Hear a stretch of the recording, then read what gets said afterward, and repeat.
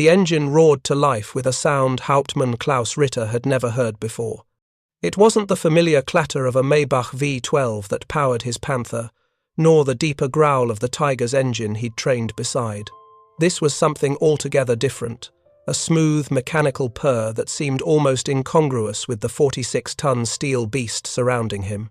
Through the vision blocks of the M26 Pershing's driver compartment, the ruined streets of Elsdorf stretched ahead, and Ritter's hands trembled slightly as they gripped unfamiliar controls.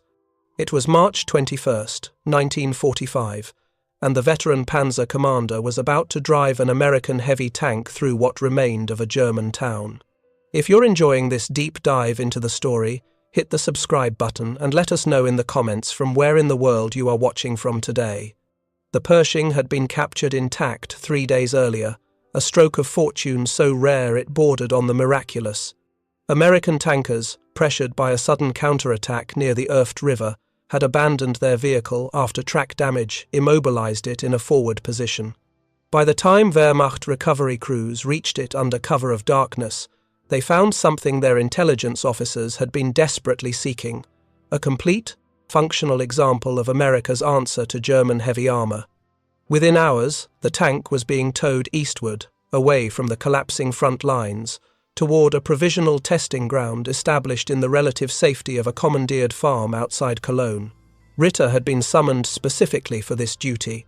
At 32 years old, he carried the experience of 4 years of armoured warfare, from the dusty expanses of North Africa to the frozen hell of the Eastern Front, and now to the shrinking perimeter of the Reich itself. He had commanded Panzer III's against Matildas, Panzer IV's against Shermans, and for the past year, a Panther against everything the Western Allies could field. He understood the language of armour, the grammar of gunnery, the vocabulary of velocity and penetration. But as he settled into the Pershing's driving seat, he felt like a linguist confronted with an entirely foreign script. The Americans called it the M26 heavy tank, though by 1945, the US Army had reclassified it as a medium. This semantic distinction mattered little to the German tank crews who first encountered it in combat. What mattered was the profile lower than a Tiger, more compact than a Panther, yet clearly heavier than the ubiquitous Sherman. What mattered was the gun, a 90mm cannon that could engage German heavy armor at ranges previously thought safe. And what mattered most, as Ritter would soon discover, was the combination of firepower, protection, and mobility that represented a fundamental shift in armoured warfare philosophy. The testing ground was less a facility than an improvised arrangement. A cleared field served as the driving course. A hastily erected tent housed the technical evaluation team engineers and officers from the Waffenamt, the Weapons Procurement Office, alongside representatives from the major German tank manufacturers. They had arrived with measuring instruments, bore gauges, metallurgical testing equipment, and an urgency born from desperation. Germany was losing the war, but perhaps in the captured enemy technology there might be lessons to salvage, insights to apply, marginal advantages to extract from the jaws of inevitable defeat. Oberst Werner Schulze, the senior evaluation officer, had made the mission parameters clear during the morning briefing. They would conduct a comprehensive assessment, driving characteristics, gunnery trials, armor examination, and most critically, a frank comparison with Germany's own heavy tanks. Schulze was a career officer who had helped develop the Panther program, and his technical acumen was matched only by his pragmatism. He understood that this evaluation wasn't about propaganda or maintaining illusions of superiority. It was about truth, cold and metallic, measured in millimeters of armor plate and meters per second of muzzle velocity. Ritter engaged the transmission. The Pershing lurched forward with surprising smoothness. The Torquematic transmission, though he didn't know its designation, yet operated differently from the pre-selector gearboxes in German tanks. There was a fluidity to the power delivery, an almost automatic quality to the gear changes that seemed wasteful of engineering complexity, yet undeniably effective. He guided the tank through a series of turns, feeling how it responded. The tracks gripped the muddy soil with authority. The suspension absorbed irregularities in the terrain with a compliance that reminded him more of automotive engineering than the harsh, purpose-built systems in German designs. "The steering is responsive," he reported through the intercom, speaking to the evaluation team positioned in a half-track trailing behind, significantly more so than the Panther. "The clutch brake system appears to be refined, less physical effort required." He accelerated across open ground. The Continental R975 engine, a 9-cylinder radial aircraft engine adapted for armoured use, propelled the 46 tons with what felt like casual ease. Ritter had grown accustomed to the Panther's speed, its capacity to reach 46 kilometers per hour on roads. The Pershing matched this, but there was a qualitative difference. Where the Panther felt like it was straining at the leash, wrestling with its own power, the Pershing felt composed, almost leisurely in its performance. This sensation nagged at him. German engineering philosophy had always emphasized maximum performance, the highest velocity, the thickest armor, the most powerful gun that could be mounted. Compromises were made reluctantly, extracted by the brutal mathematics of metallurgy and mechanics. But Pershing suggested a different calculus. It didn't feel like a machine pushed to its absolute limits. It felt like a machine designed with margins, with reserves, with the confidence that came from industrial abundance rather than desperate optimization. After 40 minutes of driving trials, Ritter brought the Pershing to a halt near the gunnery range that had been established at the far end of the field. Here, captured or abandoned German vehicles had been positioned at various distances. A burned-out Panzerwaffe at 800 meters, a damaged Panther at 1,000 meters, and most significantly, a knocked-out Tiger I at 1,200 meters. These would serve as targets, and more importantly, as reference points for understanding what the 90mm gun could achieve. Ritter dismounted from the driver's position and climbed into the turret. Lieutenant Hans Becker, a gunnery officer from the Panzer Lehr division, was already seated at the gunner's station, his hands exploring the controls with the careful attention of a surgeon, examining unfamiliar instruments. The turret interior was spacious compared to German designs, noticeably so.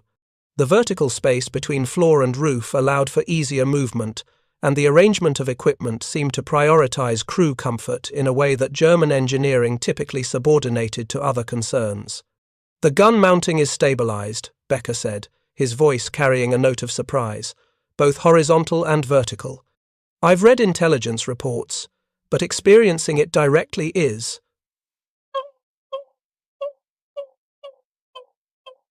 Ritter positioned himself at the commander's station. Through the periscope, he observed the distant hulk of the Tiger, its 88mm gun now silent, its reputation still formidable even in defeat.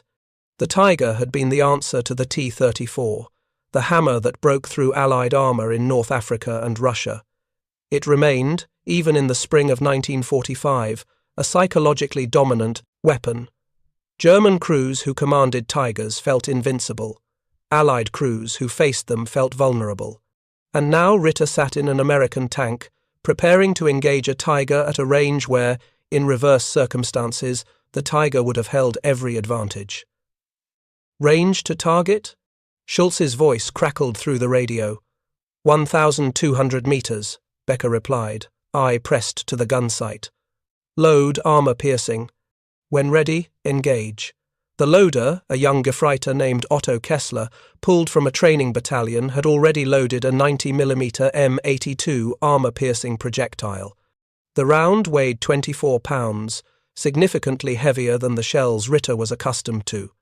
The cartridge case was enormous, packed with enough propellant to achieve muzzle velocities that, according to the preliminary intelligence assessments, approached 800 meters per second.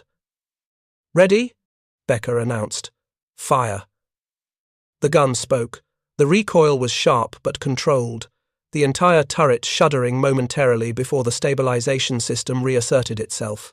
Through his periscope, Ritter watched the tracer element in the projectile arc across the distance, a brief orange streak against the grey sky.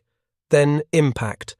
The shell struck the Tiger's frontal armor with a brilliant flash, and even at this distance, Ritter could see the result. Penetration. Clean, complete penetration of the Tiger's front plate. There was silence in the turret. Not the silence of shock, but the silence of professionals absorbing a significant data point. Becker adjusted the gun slightly, traversing to bring the Panther into his sights. Engaging secondary target, 1,000 meters. Fire when ready. The second shot followed. This time Ritter watched more analytically, timing the sequence from trigger pull to impact. Approximately 1.5 seconds of flight time. The shell struck the Panther's glacis plate at the junction between the upper and lower sections, a weak point in the pomatyes armor scheme that German crews knew well. The penetration was immediate and catastrophic. Had the Panther been crewed, everyone inside would have been dead or grievously wounded. The gun is exceptional, Becker said quietly.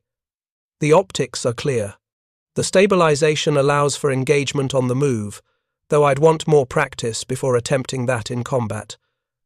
But the penetration, Herr Hauptmann, I've fired 8.8 centimeter guns for 2 years.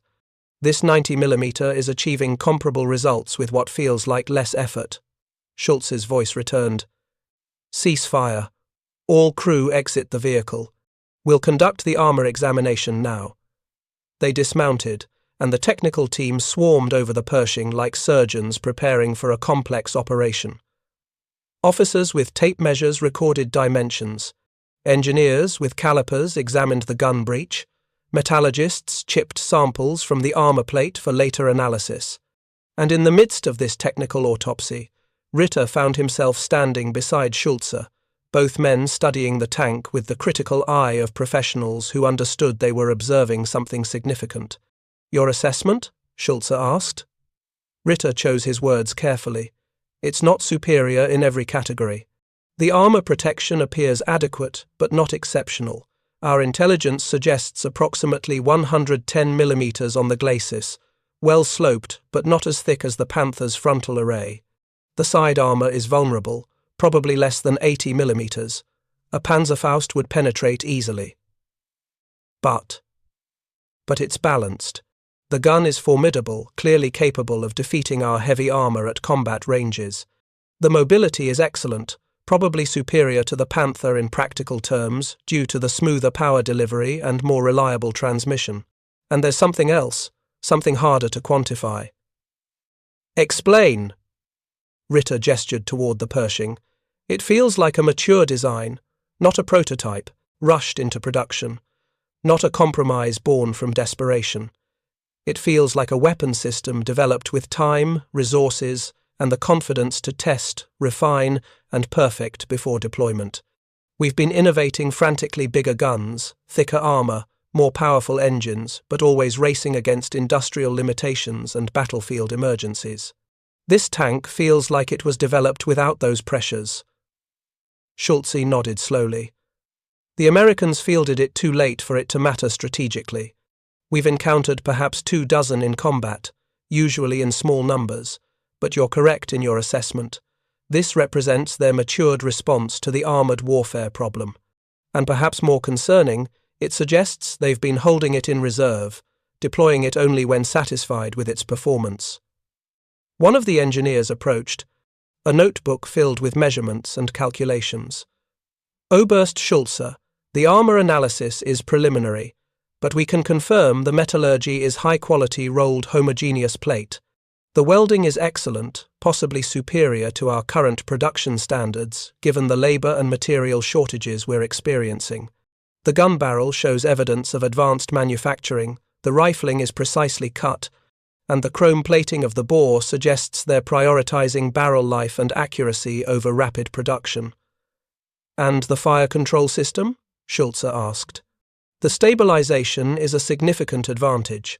Combined with the optical quality of the sights and the ballistic characteristics of the 90mm, this tank can engage effectively at ranges exceeding 1,000 meters while maintaining high first-round hit probability.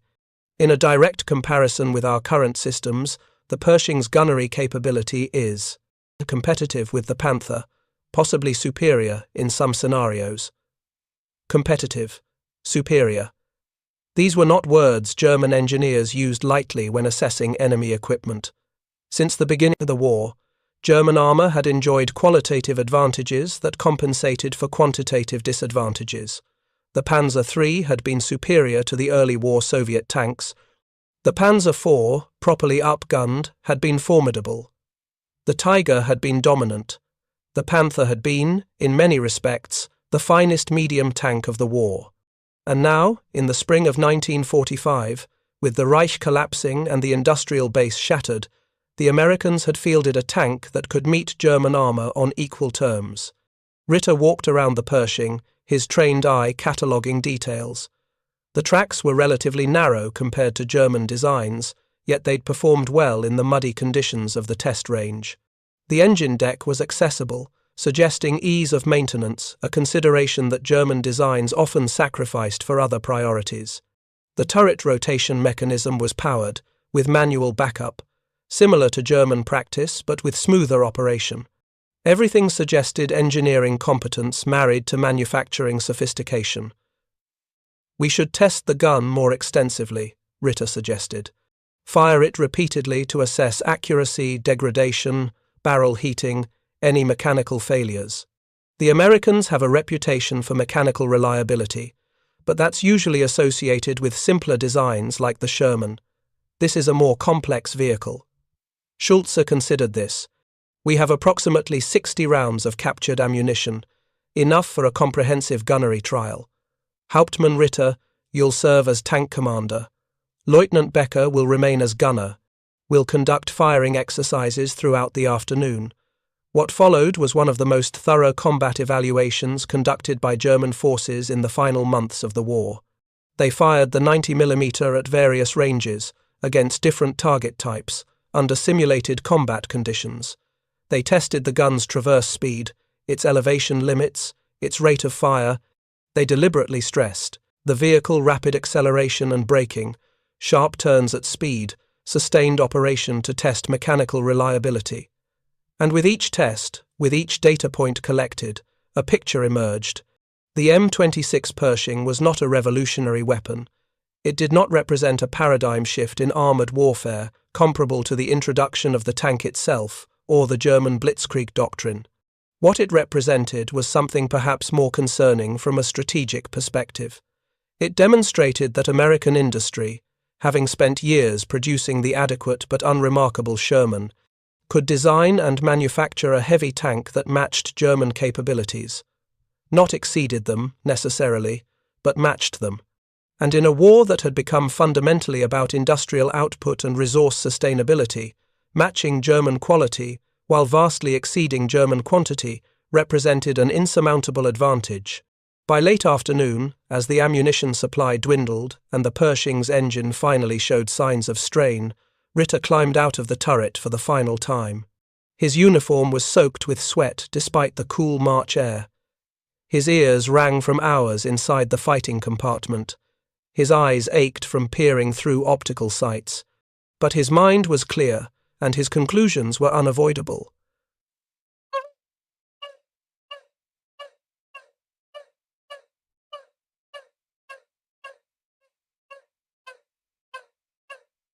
Charts and graphs covered a folding table trajectory calculations, armor penetration formulae, mechanical reliability assessments. The data was comprehensive, and the implications were stark. "Gentlemen," Schulze began, his voice carrying the weight of professional honesty, "we will compile a complete technical report for the Waffenamt and OKW. But let me summarize our findings bluntly. The M26 Pershing is a formidable combat vehicle. Its 90mm gun is capable of defeating German heavy armor at battle ranges. Its armor protection, while not exceptional, is adequate for its intended role. Its mobility is excellent, arguably superior to our Panther in practical field conditions. And perhaps most significantly, its engineering suggests a design philosophy that prioritizes reliability, maintainability, and crew effectiveness." He paused, allowing the words to settle. In direct combat, a well-crewed Panther or Tiger still holds advantages: thicker frontal armor, equivalent or superior gunnery, better trained crews. But these are marginal advantages. A decade ago, we held overwhelming superiority in armored warfare. 5 years ago, we maintained significant qualitative edges. Today, we are facing enemy armor that can meet us as equals, one of the engineers spoke up. Could we incorporate any of these design elements into our production? Schultz's laugh was bitter. Incorporating what? The stabilization system requires precision manufacturing and electronic components we can barely produce. The transmission requires specialized materials we no longer have reliable access to. The metallurgy requires quality control in steel production that our current factories, under constant bombardment, cannot maintain. And even if we could reverse engineer every advantage, we lack the industrial capacity to produce these vehicles in meaningful numbers. Ritter understood the subtext. They weren't evaluating the Pershing to copy it. They were evaluating it to understand the gap that had emerged between German capabilities and Allied capabilities. The technical assessment was really an epitaph for German armoured warfare supremacy. As the meeting concluded and the officers began to disperse, Ritter remained behind, standing in the gathering darkness and looking at the Pershing. In the dim light, it seemed almost predatory, hunkered low on its suspension, the long gun barrel extending forward like a scorpion's sting. He had driven it, fired it, pushed it through its paces, and he had come away with a respect that bordered on professional jealousy. The war was lost. Everyone knew it, though few said it aloud. The question now was not whether Germany would be defeated, but how quickly and at what cost. And as Ritter stood there, contemplating the American heavy tank that had briefly fallen into German hands, he understood that vehicles like the Pershing represented not just tactical capabilities, but strategic realities. America had taken years to develop a response to German heavy armor, but when that response came, it was competent, well-engineered, and backed by an industrial base that could produce them by the thousands. The next morning, as Allied aircraft resumed their systematic devastation of German infrastructure, orders came to destroy the captured Pershing. It was too valuable to risk recapture, too symbolic to allow Allied propaganda to show it being used against its creators, and too much of a burden for a military that no longer had the fuel to transport heavy equipment strategically. A demolition team rigged the vehicle with explosives, and Ritter watched from a distance as the tank he had commanded for one day erupted in flame and smoke. But the data remained. The measurements, the calculations, the test results, all carefully documented and filed in reports that would survive the war's end, would be captured by Allied intelligence teams, would eventually contribute to the historical record. And in those reports, German officers would acknowledge what many had already concluded through battlefield experience, that the qualitative advantages they had enjoyed for years were eroding, that their enemies had learned from early defeats, and that the 90mm gun, mounted in the M26 Pershing, represented a level of capability Germany could no longer claim as exclusively its own. The destruction of the captured Pershing did not erase the lessons it had taught. Within days, Hauptmann Ritter found himself back at the front, commanding his Panther in the shrinking defensive perimeter around the Ruhr pocket. But something had changed in how he approached each engagement. The confidence that had sustained German panzer crews, the belief that their armor, their gunnery, their tactical doctrine were inherently superior, had been replaced by a more sober calculation. The enemy now fielded tanks that could kill Panthers and Tigers at ranges where those heavy vehicles had once operated with impunity. The 90mm gun haunted his tactical thinking. In previous engagements against Shermans, Ritter had relied on standoff distance as a defensive advantage. The Sherman's 75mm gun, even with improved ammunition, struggled to penetrate Panther armor beyond 800 meters. This created a mathematical safety zone where German tanks could engage with minimal risk. But the Pershing's 90mm eliminated that margin.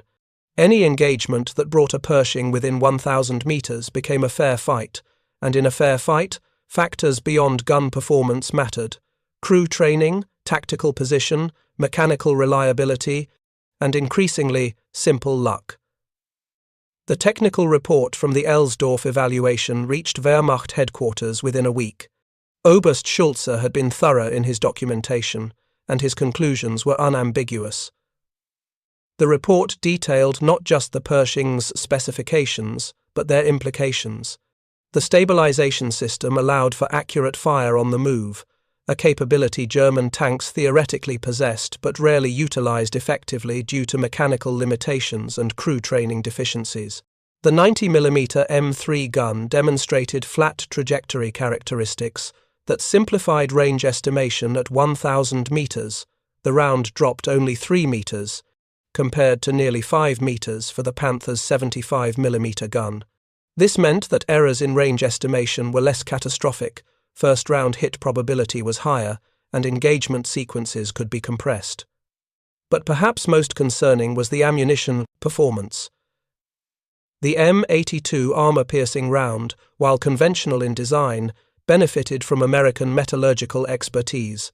The penetrator was made from high-quality steel alloys that maintained structural integrity upon impact, minimizing shattering and maximizing penetration. German intelligence had recovered several fired projectiles from battlefield sites, and metallurgical analysis revealed manufacturing quality that German industry, by the spring of 1945, could no longer consistently match.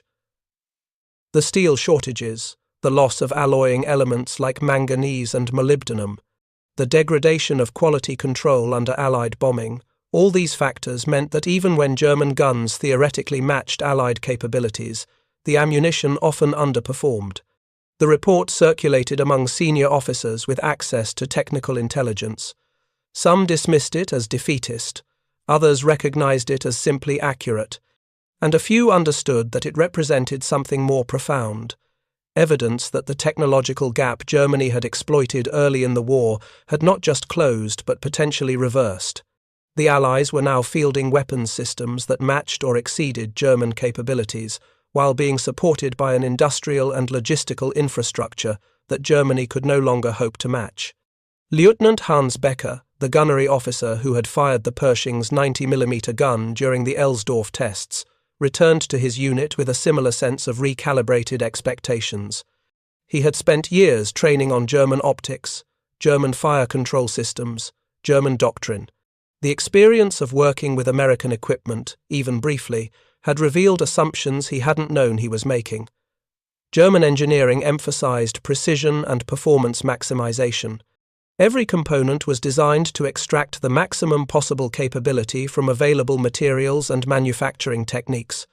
This produced excellent equipment when it worked, but it also created systems that were sensitive to degradation, difficult to maintain under field conditions, and increasingly unreliable as manufacturing quality declined.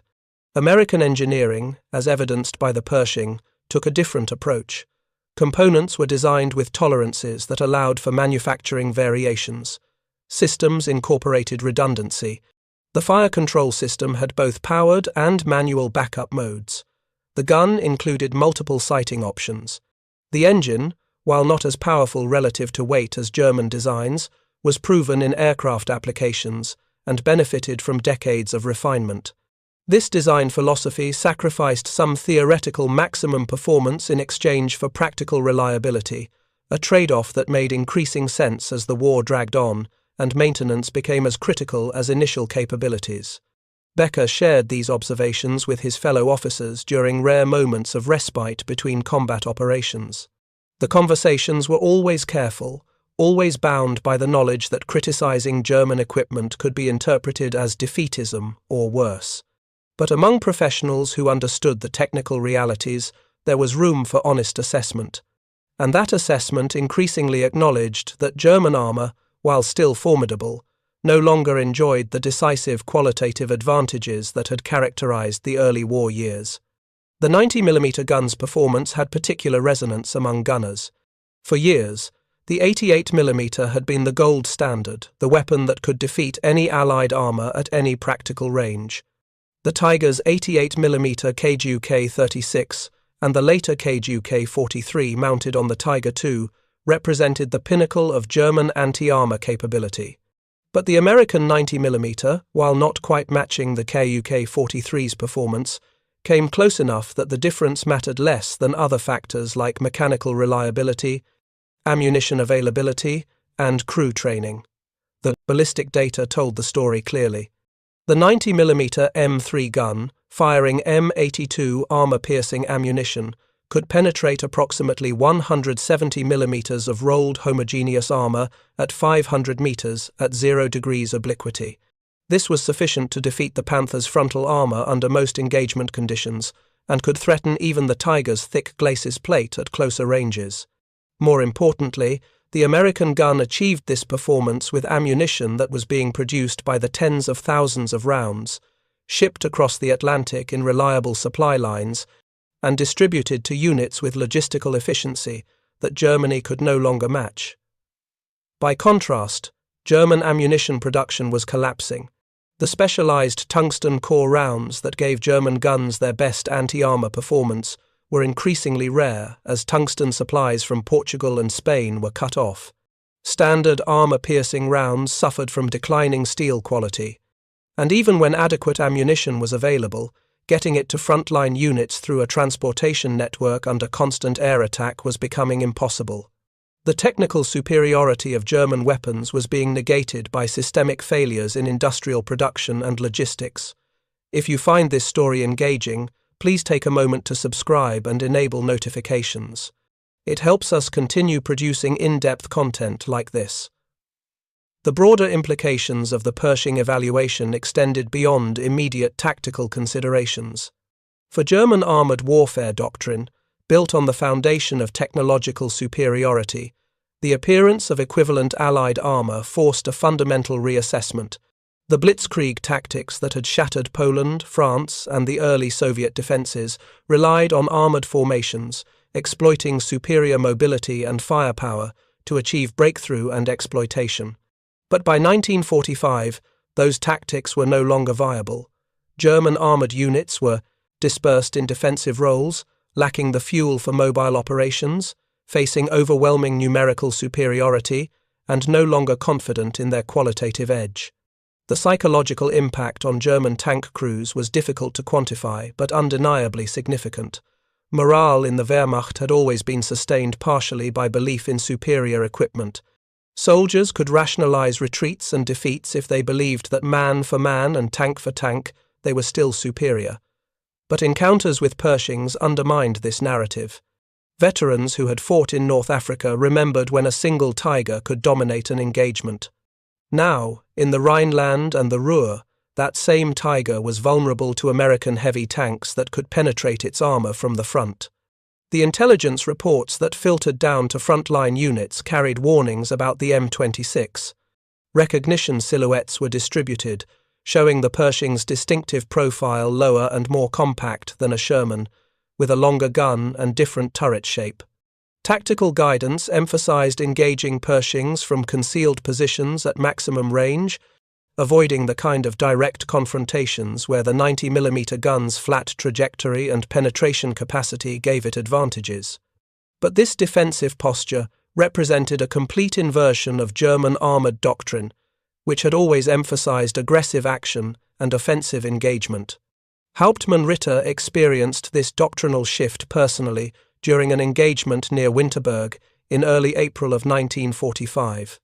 His Panther, positioned in a concealed hull-down position overlooking a main road, had the tactical advantage of surprise and prepared firing positions.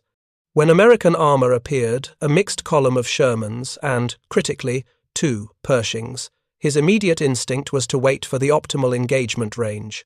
Years of experience had taught him to let enemy armor advance into the killing zone, where German gun superiority was decisive. But the Pershings changed the calculation. Their 90mm guns meant that the safe standoff range had contracted. Ritter made the decision to engage at 1,200 meters, targeting the lead Pershing before it could close the distance. His gunner, a veteran named Sergeant Emil Koch, laid the crosshairs on the Pershing's turret and fired. The round struck true, but instead of the catastrophic penetration that would have resulted against a Sherman, the shell ricocheted off the Pershing's frontal armor. The American tank's stabilization system allowed it to return fire while still moving, and although that first shot missed, it came close enough that Ritter ordered immediate displacement. The engagement lasted less than 10 minutes.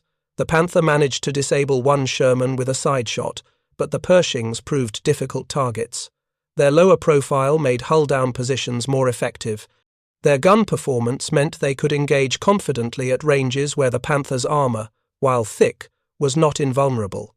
And their crews, while perhaps less experienced than German veterans, were competent enough to use their equipment effectively. The Panther withdrew after expending its ready ammunition, having achieved tactical objectives, but without the decisive superiority that characterized earlier engagements. Later that evening, as Ritter supervised maintenance on his tank, he reflected on how much had changed. In 1943, a single Panther positioned as he had been could have destroyed an entire American armored platoon with minimal risk. Now, 2 years later, the appearance of Pershings in the enemy formation forced caution, compelled tactical withdrawals, and eliminated the comfortable margins of superiority that German crews had relied upon. The war was ending not with a dramatic collapse, but with this kind of grinding erosion, each engagement a little harder, each advantage a little smaller, each day bringing closer to the inevitable conclusion. The technical specifications of the 90mm gun became a subject of almost obsessive interest among German armor officers. Intelligence reports provided increasingly detailed information as more Pershings were encountered and, occasionally, captured for brief examination before being destroyed or recaptured. The gun's chamber pressure was estimated at around 3,800 kilograms per square centimeter, producing muzzle velocities that gave the M82 projectile excellent penetration characteristics. The barrel length of 50 calibers, meaning the barrel was 50 times the diameter of the bore, provided optimal balance between velocity and accuracy. But beyond the raw numbers, what impressed German evaluators was the systematic nature of American development. The 90mm gun wasn't a desperate improvisation or a rushed response to battlefield deficiencies. It represented a methodical progression in American tank gun development from the 37mm gun that armed early war tanks to the 75mm that equipped the Sherman to the 76mm that provided improved anti-armor capability, and finally to the 90mm that matched German heavy guns. Each step reflected lessons learned, engineering refined, and industrial capacity applied. The Americans had the luxury of time and resources to develop weapons properly, to test them thoroughly, to manufacture them in quantity. Germany, by contrast, was improvising frantically, developing wonder weapons that often failed to reach production, and struggling to manufacture proven designs with declining industrial capacity. The Elsdorf evaluation had included detailed examination of the gun's breech mechanism. The vertical sliding breech block design was different from German horizontal sliding mechanisms, but it achieved comparable rates of fire with arguably simpler maintenance requirements. The elevation mechanism allowed depression to -10 degrees, significantly better than most German tanks and critical for hull-down fighting. The gun mount incorporated the gyroscopic stabilization system that German engineers had attempted to develop but never successfully implemented in production vehicles. Every aspect of the gun system suggested mature engineering backed by extensive testing and refinement. One detail that particularly struck the German evaluators was the quality of the gun's chrome plating. The bore was lined with a layer of hard chromium that extended barrel life and maintained accuracy through thousands of rounds. German guns, especially late-war production, often lacked this refinement due to chromium shortages. The result was that German gun barrels wore out faster, accuracy degraded more quickly, and replacement barrels became increasingly difficult to obtain. The Pershing's gun, by contrast, was designed for sustained use with minimal performance degradation, another example of American industrial sophistication. The armor protection of the Pershing had been less impressive to German evaluators, but even here there were lessons. The frontal armor, approximately 110 mm at 46 degrees of slope, was adequate rather than exceptional. It could be penetrated by German 88mm and 75mm guns at combat ranges, meaning that Panthers and Tigers retained the ability to defeat Pershings frontally. But the armor was well designed, with good sloping that increased effective thickness and encouraged deflection. The turret armor was particularly robust, with 115mm on the gun mantlet that made frontal turret penetrations difficult, even for German heavy guns.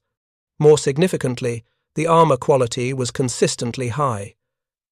German metallurgists who examined samples from captured Pershings noted the uniform grain structure, the lack of inclusions or flaws, and the reliable hardness values. Late-war German armor, by contrast, suffered from increasingly variable quality, as steel production faced shortages of alloying elements and quality control degraded under bombing. Armor plates that should have provided equivalent protection sometimes failed catastrophically due to metallurgical defects. The Pershing's armor might not have been the thickest, but it was reliably effective, another example of American industrial advantages translating into battlefield capabilities. The mobility characteristics of the Pershing had impressed Ritter most during his driving evaluation. The Continental R975 engine, producing 500 horsepower, gave the 46-ton tank a power-to-weight ratio of approximately 10.9 horsepower per ton. This was actually inferior to the Panther's ratio of 15.5 horsepower per ton, suggesting that on paper, the Panther should have been more mobile. But the paper specifications didn't capture the practical reality. The Pershing's torquematic transmission translated engine power to the tracks more efficiently. The suspension provided better traction. The wider tracks distributed weight more evenly.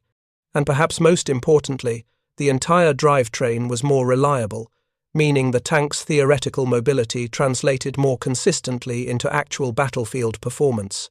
German tanks, particularly the Panther and Tiger, were notorious for mechanical unreliability. The Panther's final drive was prone to failure. The Tiger's transmission required careful handling to avoid breakdowns. The cooling systems on both tanks were barely adequate for sustained operation. These mechanical vulnerabilities weren't design flaws. In the conventional sense, German engineers were aware of the issues but lacked the time, materials, and manufacturing capacity to fully resolve them. The result was that German tanks often performed brilliantly when they worked but spent considerable time in maintenance and breakdowns. During combat operations were common. The Pershing, by contrast, benefited from American automotive engineering expertise. The R975 engine had been used in aircraft and was thoroughly proven. The transmission, while complex, was manufactured to tolerances that ensured reliability. The cooling system was adequate for sustained operation. The tracks, road wheels, and suspension components were designed for replacement and repair under field conditions. The entire vehicle reflected a design philosophy that prioritized reliability and maintainability, accepting some compromises in maximum performance to ensure consistent practical capability. This engineering philosophy extended to crew ergonomics in ways that German designs often neglected. The Pershing's turret interior provided adequate space for the crew to operate efficiently. The commander's position included excellent vision devices and communication equipment. The gunner's station incorporated high-quality optics and intuitive controls. The loader had sufficient room to handle ammunition without excessive fatigue. Even the driver's compartment, while cramped by absolute standards, was better designed than comparable German positions. These ergonomic considerations might seem minor compared to gun performance or armor thickness, but over the course of sustained combat operations, crew fatigue and efficiency significantly impacted tactical effectiveness. The ammunition stowage in the Pershing demonstrated another design refinement.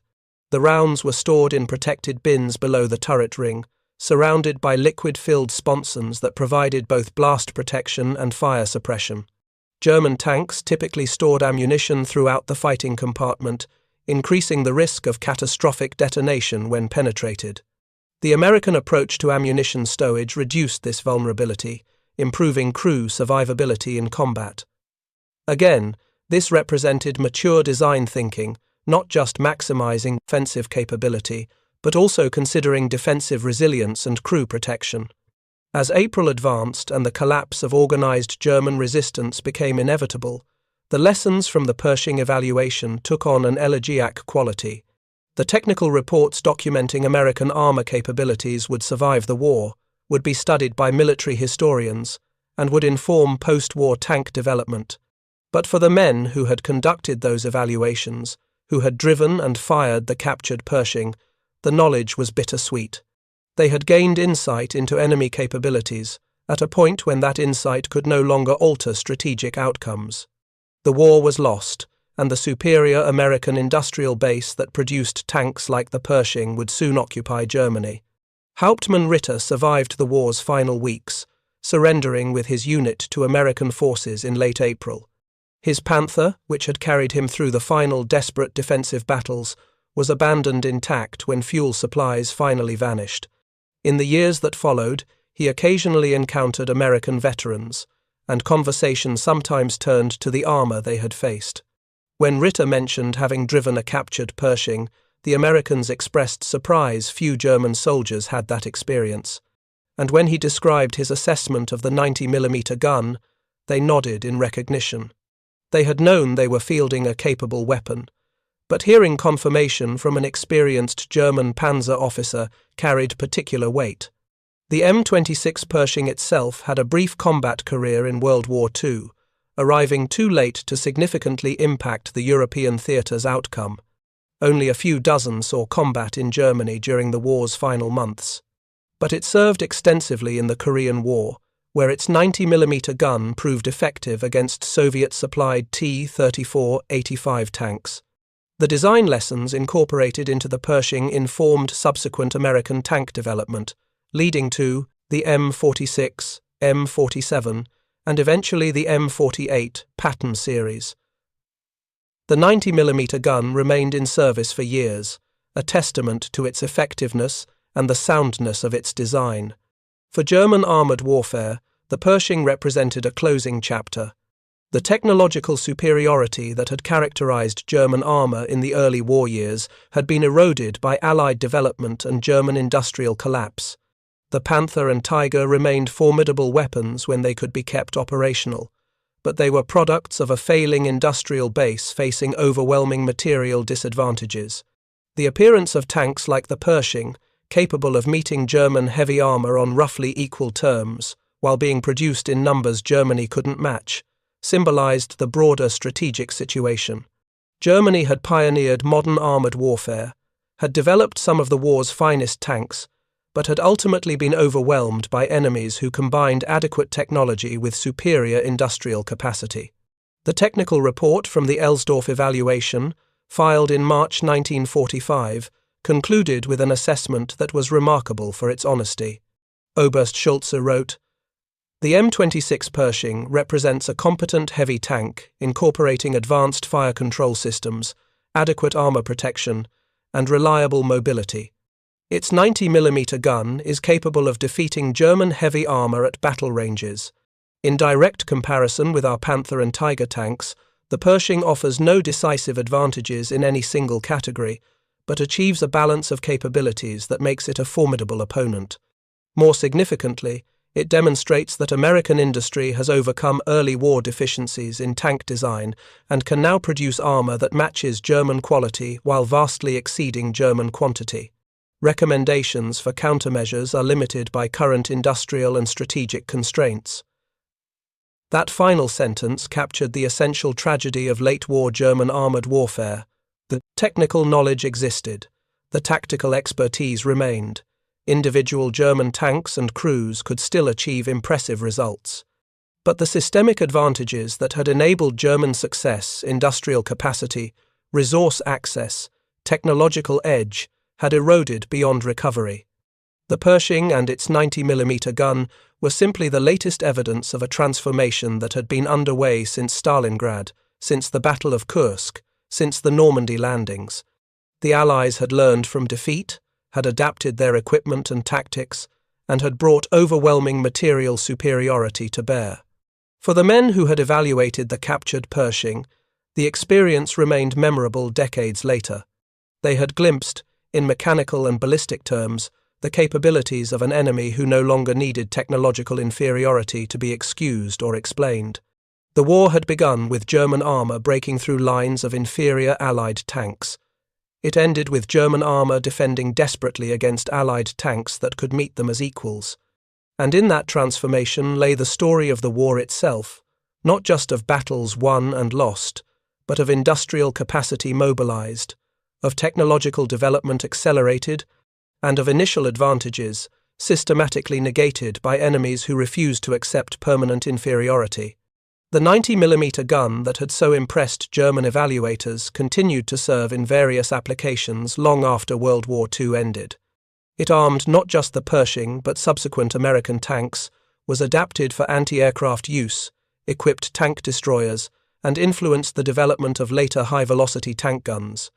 The design principles it embodied, flat trajectory, high muzzle velocity, reliable penetration, became standard for Cold War armor development. In that sense, the gun represented more than just a single weapon system.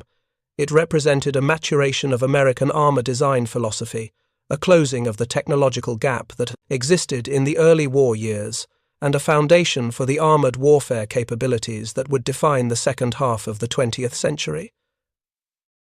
Thank you for watching. For more detailed historical breakdowns, check out the other videos on your screen now, and don't forget to subscribe. The morning of April 8, 1943, over the coast of occupied France, Oberleutnant Egon Meyer pulled his Focke-Wulf 190 into a climbing turn at 18,000 feet. The Channel wind buffeted his canopy as he scanned the sky for the expected formation of American bombers returning from their raid on the Renault works outside Paris. What he saw instead made him momentarily question his vision. 7 enormous fighter aircraft, each one looking impossibly massive compared to anything he'd encountered, were descending in a loose formation toward his grup. They weren't the nimble Spitfires he'd grown accustomed to fighting. They weren't even the American P-38s with their distinctive twin booms that had recently appeared over Europe. These were something else entirely, something that looked less like a fighter and more like a flying bathtub with wings. Meyer, a veteran with over 60 confirmed kills, and the architect of the head-on attack method that had terrorized American bomber formations for months, felt a flicker of curiosity rather than concern.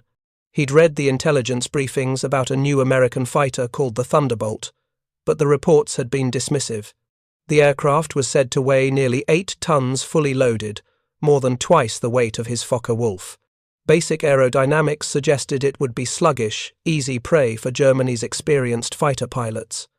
He armed his guns and dove toward the nearest P-47. If you're enjoying this deep dive into the story, hit the subscribe button and let us know in the comments from where in the world you are watching from today. What happened in the next 3 minutes would begin a fundamental reassessment within the Luftwaffe's fighter command. As Meyer closed to firing range, the American pilot didn't attempt to turn and dogfight as British pilots typically did. Instead, the massive fighter simply pointed its nose down and accelerated away in a dive that defied everything Meyer understood about aircraft performance. He followed, pushing his Focke-Wulf to its limits, the airframe beginning to shake as it approached 400 miles per hour. The American fighter pulled away as if Meyer were standing still. At 5,000 feet, unable to follow any farther without risking structural failure of his aircraft, Meyer pulled out of the dive and watched the Thunderbolt disappear into the haze over the Channel, easily exceeding 450 miles per hour in its descent. Back at his airfield, near Beaumont-le-Roger, Meyer filed a combat report that night that used the word unmöglich 3 times. Impossible. An 8-ton fighter that could outdive Germany's best interceptors. An aircraft that shrugged off damage that would have sent a Messerschmitt or Focke-Wulf spiraling to earth. Most troubling of all, an enemy that could choose when to fight and when to disengage with impunity. The report went up through channels to Luftwaffe High Command, where it was filed alongside dozens of similar accounts beginning to flow in from combat units across the Western Front. Something had changed in the air war. Something the German engineering establishment had insisted was aerodynamically impossible. The P-47 Thunderbolt represented a philosophical divergence in fighter design that would take the Luftwaffe nearly a year to fully comprehend. While German and British fighters had evolved toward lighter, more maneuverable designs optimized for turning dogfights, American engineers at Republic Aviation had built something fundamentally different. They had taken the most powerful aircraft engine in production, the Pratt & Whitney R2800 Double Wasp, a massive 18-cylinder radial producing 2,300 horsepower in its early variants, and built the smallest possible airframe around it that could carry meaningful armament and fuel. The result was an aircraft that didn't try to outturn its opponents. It didn't need to. It could outclimb them, outdive them, and absorb punishment that would destroy lighter fighters. The R-2800 engine itself was a masterpiece of American industrial engineering that represented everything the German war economy was failing to achieve by 1943. Pratt & Whitney had begun development in 1937, building on lessons learned from their earlier radial engines. The Double Wasp used 2 rows of 9 cylinders each, arranged in a radial configuration that provided exceptional power-to-weight ratio while maintaining reliability. Each cylinder displaced just over 100 cubic inches, giving the engine a total displacement of 2,800 cubic inches, hence its designation. But raw displacement only told part of the story. The engine's sophisticated 2-stage supercharger, designed to maintain power output at high altitudes, represented precision manufacturing at a scale Germany could no longer match. By the time the first P-47s reached England in late 1942, Pratt & Whitney was producing over 1,000 R-2800 engines per month. The production line in East Hartford, Connecticut, operated with tolerances measured in thousandths of an inch, maintained by workers who had never built an aircraft engine before Pearl Harbor. Women who had been teachers and secretaries 18 months earlier were now assembling supercharger assemblies that performed flawlessly at 40,000 feet in temperatures 60 degrees below zero. The engine's reliability rate exceeded 95%. When one did fail, replacement engines were so abundant that aircraft were often back in service within hours. This industrial reality stood in stark contrast to what German fighter pilots were experiencing by mid-1943. The Daimler-Benz 601 engine that powered the Messerschmitt Bf 109, once the finest fighter engine in Europe, was becoming increasingly unreliable as quality control deteriorated under constant Allied bombing. Cylinder heads cracked, superchargers failed, oil consumption increased. Pilots learned to nurse their engines, avoiding full throttle except in combat, because replacement engines could take weeks to arrive. The BMW 801 radial in the Focke-Wulf 190 was more reliable, but it too suffered from material shortages that forced the use of substitute alloys that wore faster and required more frequent maintenance. The first systematic Luftwaffe evaluation of a captured P-47 occurred in late May 1943, when a Thunderbolt from the 56th Fighter Group made a forced landing near Saint-Omer after taking flak damage during an escort mission. The aircraft, largely intact, was transported to the Luftwaffe Test Center at Rechlin, where Germany's top test pilots and engineers could examine America's new fighter in detail. What they found during the teardown and subsequent flight tests challenged fundamental assumptions about fighter design that had guided German aviation for a decade. The engine alone weighed over 2,000 pounds without accessories, more than some entire German fighters had weighed in 1939. Yet, it was mounted in a way that placed the center of gravity perfectly for the aircraft's massive weight. The supercharger system used an intercooler that cooled compressed air before it entered the cylinders, extracting every possible horsepower from the fuel mixture. The Germans noted that this system was far more sophisticated than anything in production in Germany, requiring precision machining and exotic alloys that German industry was struggling to produce even for critical weapons systems. But it was during the flight tests that the captured Thunderbolt truly impressed and disturbed the Rechlin pilots. Oberstleutnant Hans-Werner Lersch, one of Germany's most experienced test pilots, took the aircraft up for evaluation in early June. His report, preserved in Luftwaffe records, described an aircraft that handled like a truck on the ground, but transformed into a different machine entirely above 10,000 feet. The massive engine, equipped with its turbo supercharger, actually gained power as altitude increased, maintaining over 2,000 horsepower at 25,000 feet, where German engines were gasping for air with barely half their sea-level output. Lerche performed a series of dives that would have torn the wings off most German fighters, The P-47 remained stable and controllable past 500 miles per hour, a speed at which Messerschmitts experienced severe control flutter and Focke-Wulfs risked structural failure.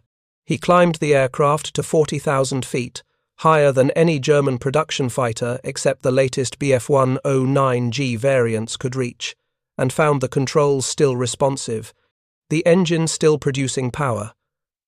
Most remarkably, he fired the 850 caliber machine guns in short bursts and found that the aircraft's mass absorbed the recoil with barely a tremor.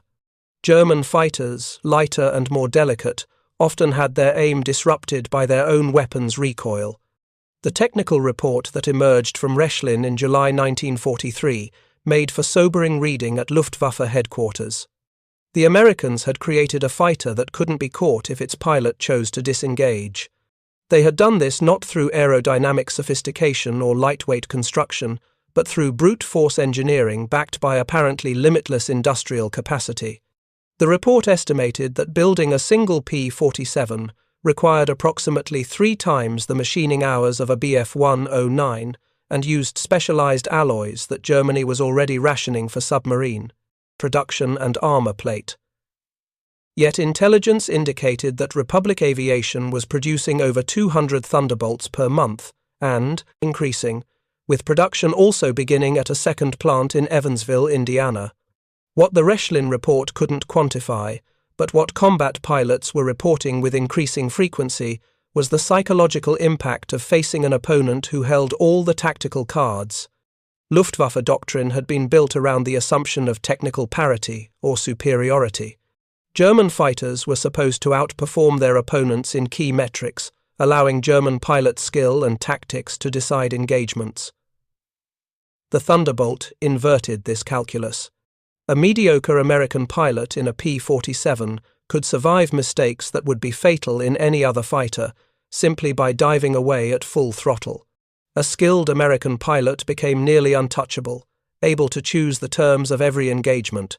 Major Heinz Baer, who would end the war with over 200 confirmed victories, encountered his first P-47s over the Ruhr Valley in August 1943. His account, recorded in a post-combat interview, captured the frustration that was becoming common among Luftwaffe pilots. They came down on us from above, made one firing pass, and then simply dove away before we could react. We gave chase, but it was hopeless. They pulled away from us as if we were training aircraft. When they had sufficient altitude again, they came back and repeated the process. We couldn't catch them, we couldn't escape them, and every attack they made cost us aircraft. The tactical revolution that Baer described was the result of American doctrine specifically designed to exploit the Thunderbolt's strengths. 8th Air Force fighter commanders had quickly realized that trying to dogfight German fighters was playing to the Luftwaffe's strengths. Instead, they developed what became known as dive and zoom tactics. P-47 formations would patrol at 25 to 30,000 feet, often 5,000 feet above the German interceptors climbing to attack bomber formations. When German fighters committed to their attack runs, diving through the bomber formations and then pulling up to attack again, they became vulnerable. The Thunderbolts would dive from above, building tremendous speed, make a single high-speed firing pass through the German formation, and then use their speed to zoom back up to altitude before the Germans could react. This wasn't the romantic, swirling dogfight that propaganda films had shown on both sides. It was systematic, almost mechanical killing that required discipline rather than individual heroism. American pilots were trained to resist the temptation to follow damaged German fighters down to lower altitudes where the lighter and more maneuverable Bf-109s and FW-190s could use their turning ability. Instead, they would make their pass and return to altitude, trusting that the cumulative effect of dozens of such attacks would wear down the Luftwaffe fighter force. The effect on German fighter pilot morale was measurable by late 1943. After-action reports began to include phrases like combat refused due to fuel situation or unable to pursue due to altitude disadvantage, with increasing frequency. These were often euphemisms for the hard reality that German pilots were avoiding combat with Thunderbolts unless they had significant numerical superiority and optimal positioning. The psychological transition from hunter to hunted was profoundly disorienting for pilots who had trained their entire careers for offensive combat. The technical specifications that made this possible were becoming clearer to German intelligence as more Thunderbolts were shot down and examined. The R-2800 engine in its water injection equipped variants could briefly produce over 2,600 horsepower for combat or emergency situations. This power was channeled through a massive four-bladed Hamilton standard propeller that was over 13 feet in diameter, larger than the entire fuselage of some early war fighters. The propeller alone weighed over 600 pounds, yet it was perfectly balanced and capable of maintaining efficiency across a wider speed range than any propeller system Germany had fielded. The airframe itself revealed American engineering priorities that differed fundamentally from German practice. Where German fighters used lightweight construction and minimum-gauge aluminum to save weight, the Thunderbolt structure was massively overbuilt by European standards. The main wing spar was a single forged piece of high-strength aluminum that could withstand loading forces that would buckle German wing structures. The fuselage used heavy-gauge skin that could absorb small-caliber hits without structural damage.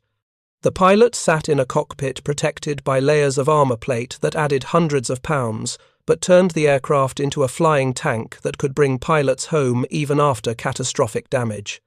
This durability was proving decisive in combat. Luftwaffe pilots were discovering that the standard tactic of attacking from behind and raking the target with machine gun and cannon fire was far less effective against Thunderbolts than against British or earlier American fighters.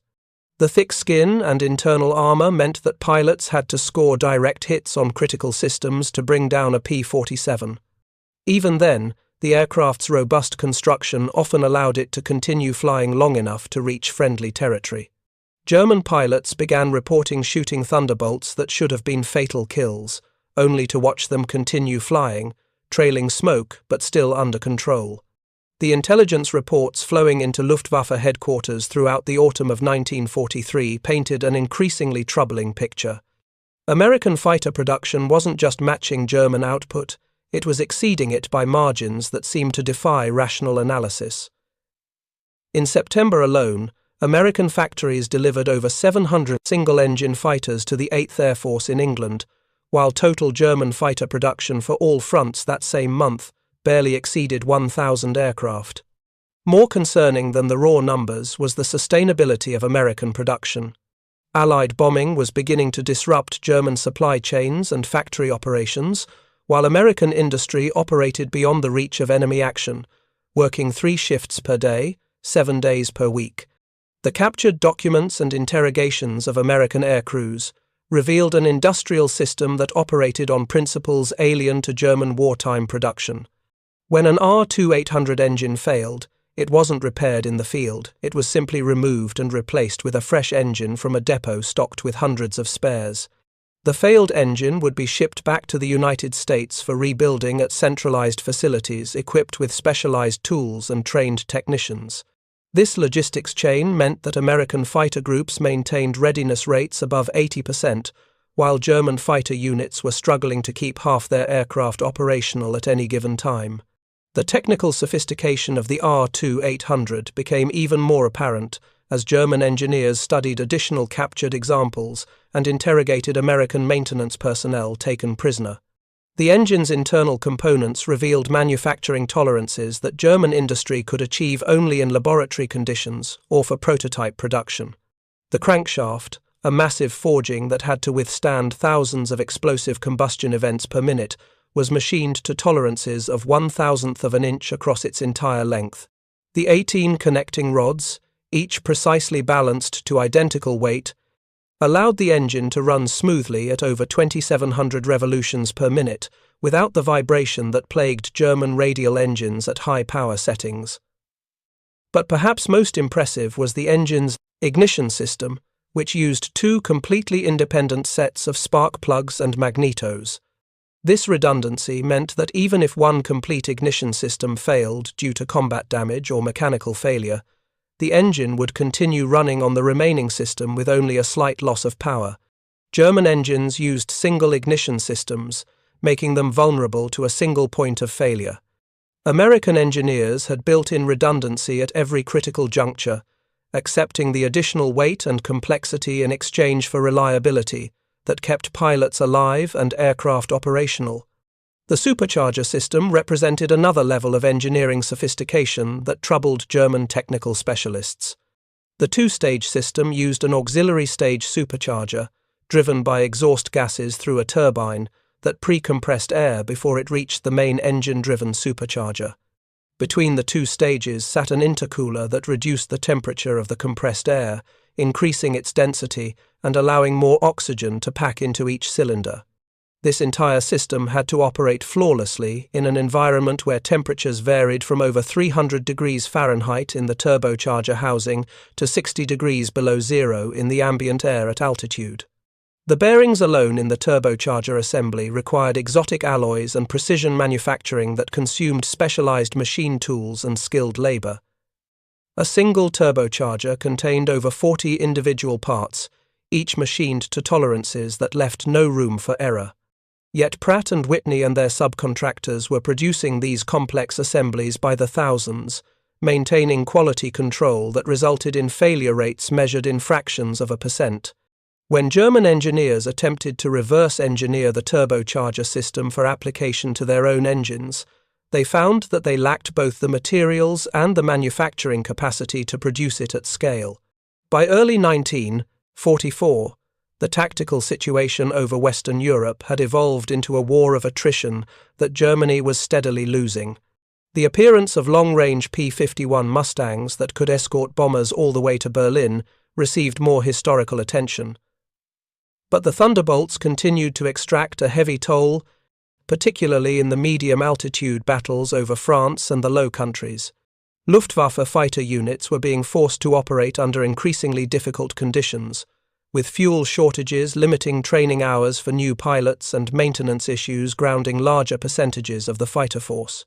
The human cost of this technical and industrial disparity became brutally apparent in the Luftwaffe's casualty statistics. In January 1943, before the Thunderbolts arrived in significant numbers, the Luftwaffe fighter force had lost approximately 130 pilots killed or missing. By January 1944, with Thunderbolts and other American fighters operating in strength, monthly fighter pilot losses had climbed above 400. The mathematics of attrition were inexorable. Germany was producing approximately 2,000 new fighter pilots per year through its training system. They were losing them at nearly 5,000 per year in combat. The shortfall had to be made up by reducing training hours and sending less prepared pilots into combat, which only accelerated the loss rate. The experienced Luftwaffe pilots who survived into late 1944 began to adapt their tactics to the new reality.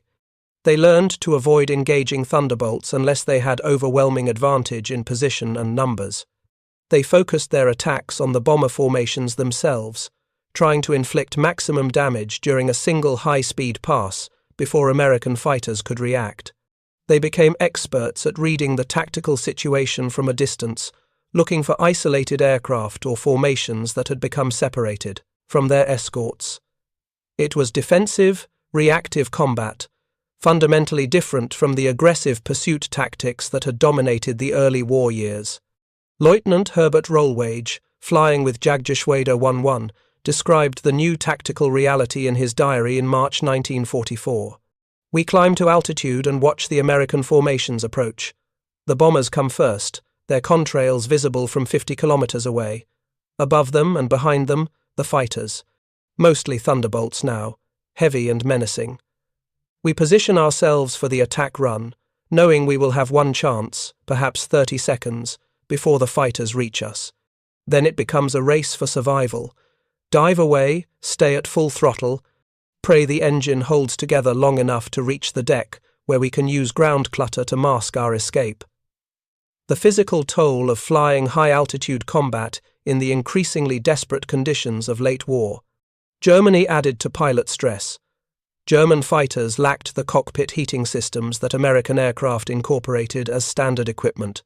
At 30,000 feet, where temperatures dropped to 40 or 50 degrees below zero, German pilots flew in electrically heated suits that often malfunctioned or received insufficient power from generators that were increasingly unreliable. Frostbite casualties became common, with pilots returning from missions with blackened fingertips or toes from inadequate protection against the cold. The oxygen systems in German fighters were another source of problems that American pilots rarely experienced. German oxygen equipment used a demand system that required the pilot to actively inhale against resistance at high altitudes. Under the stress of combat, pilots sometimes forgot to breathe deeply enough, leading to gradual hypoxia that dulled reactions and impaired judgment. American oxygen systems used a positive pressure design that forced oxygen into the pilot's mask, maintaining blood oxygen levels automatically. It was a small technical difference that had large practical consequences in the split-second decisions of air combat. The ammunition capacity of the Thunderbolt represented yet another advantage that became apparent through sustained combat. The aircraft's 850 caliber machine guns were fed by ammunition boxes that held 425 rounds per gun for the inboard weapons and 500 rounds for the outboard guns, providing over 30 seconds of continuous fire. German fighters typically carried enough ammunition for 15 to 20 seconds of fire before running dry. In the chaos of high-speed combat, where deflection shooting required leading the target and multiple bursts to secure a kill, the ability to make multiple extended firing passes without concern for ammunition conservation was a decisive advantage. The 50 caliber Browning machine gun itself was proving to be an exceptionally effective weapon in the hands of American pilots. The armor-piercing incendiary rounds could penetrate the light armor of German fighters and set fuel tanks ablaze. The rate of fire, over 800 rounds per minute per gun, meant that a 1-second burst from all 8 guns put nearly 100 rounds into the air, creating a cone of destruction that didn't require pinpoint accuracy. German pilots learned to fear the distinctive sound of 50 caliber fire, a ripping snarl that meant a thunderbolt was behind them with guns tracking. The psychological impact of the American fighter offensive extended beyond individual combat encounters. German fighter pilots knew, through intelligence briefings and their own observations, that they were fighting an enemy with apparently unlimited resources. Every thunderbolt they shot down was replaced within days. Every pilot they killed was replaced by another fresh from training in the United States. Meanwhile, their own losses were irreplaceable. Experienced formation leaders and skilled veterans were dying at rates that left gaping holes in the tactical expertise of fighter units. The new pilots arriving as replacements often had less than 200 hours of total flight time compared to the 400 or more hours that had been standard in 1942. Major Günther Rahl, who would survive the war with over 270 confirmed victories, third highest among all Luftwaffe pilots, later recalled the transition from offensive to defensive operations with particular clarity. In 1940 and 41, we hunted. We chose when and where to fight, and we broke off combat when we chose. By 1944, we were the hunted. The Americans dictated the terms. They came over Germany in formations so large they blackened the sky, protected by fighters that we couldn't match technically and couldn't replace numerically. We fought because we had to, not because we wanted to. The Thunderbolt's ability to carry external stores transformed it from purely an air superiority fighter into a devastating ground attack platform, adding another dimension to the Luftwaffe's problems. By mid-1944, P-47s were regularly carrying bombs, rockets, or napalm tanks on underwing pylons, using their rugged construction and powerful engine to haul payloads that would have crippled lighter fighters. After escorting bombers to their targets and engaging any Luftwaffe fighters that appeared, Thunderbolt formations would descend to low altitude on their return journey and attack ground targets of opportunity. German ground forces and logistics networks quickly learned to fear these low-altitude sweeps. The Thunderbolt's 850 caliber guns were devastating against soft-skinned vehicles, trains, and troop concentrations. The aircraft's mass and structural strength allowed it to withstand the light flak that protected most tactical targets, while its speed made it difficult to hit with the heavier anti-aircraft guns that could bring it down.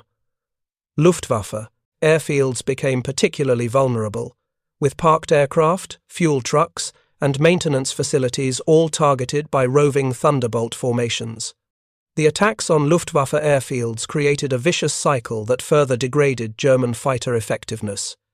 Aircraft that survived combat often couldn't be properly maintained because ground crews were forced to disperse equipment and work in hardened shelters to avoid strafing attacks.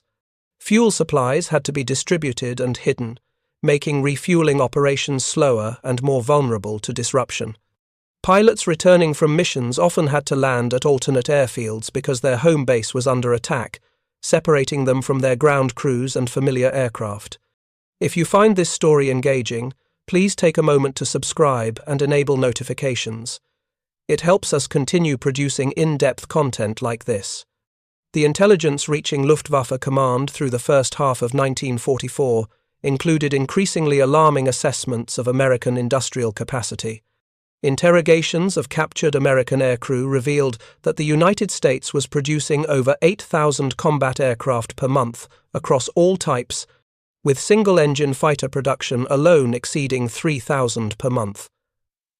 These numbers seemed so absurdly high that some German intelligence officers initially dismissed them as disinformation. Follow-up analysis using production facility assessments, shipping data, and observed aircraft delivery rates confirmed the figures were, if anything, conservative. The American ability to produce the R2-800 engine at scale particularly impressed German technical intelligence. By mid-1944, Pratt & Whitney and licensed manufacturers were producing over 4,000 R2-800 engines per month, not just for P-47s, but also for other aircraft types, including the F-6F Hellcat naval fighter, the A-26 Invader attack bomber, and the C-46 Commando transport.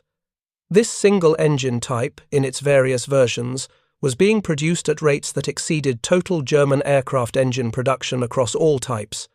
The production system that enabled this output operated on principles that seemed almost incomprehensible to German observers accustomed to craft-based manufacturing traditions.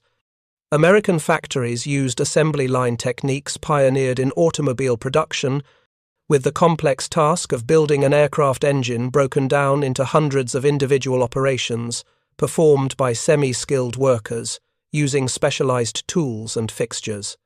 Each worker became an expert in a narrow range of tasks, achieving both speed and quality through repetition and standardization.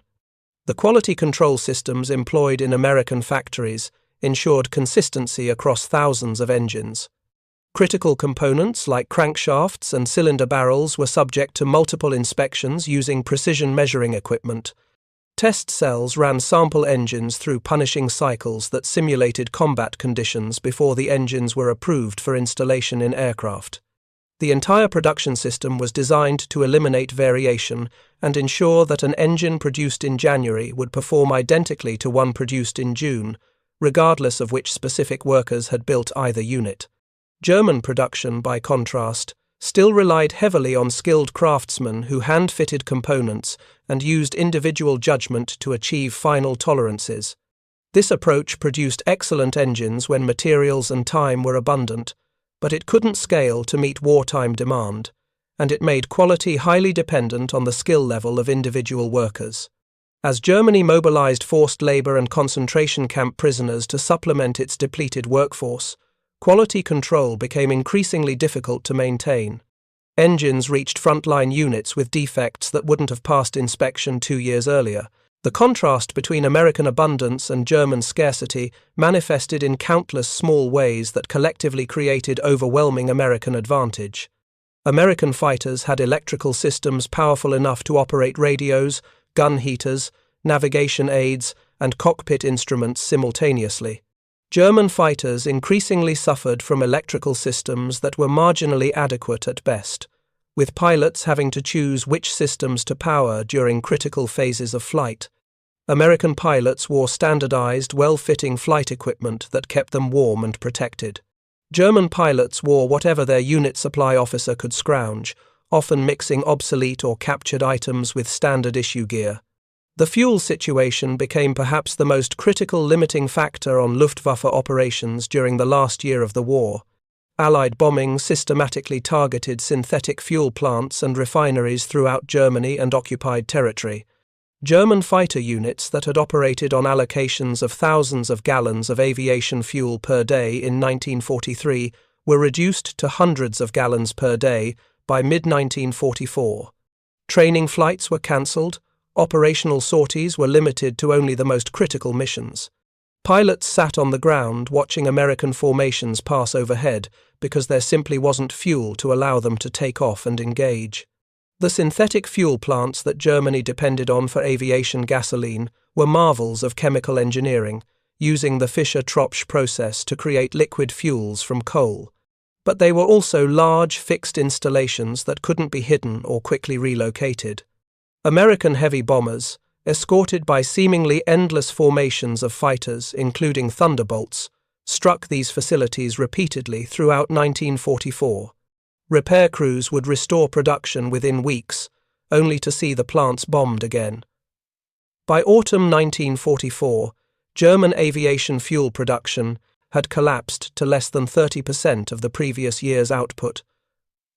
The quality of German aviation fuel also deteriorated as refiners struggled with feedstock shortages and damaged equipment.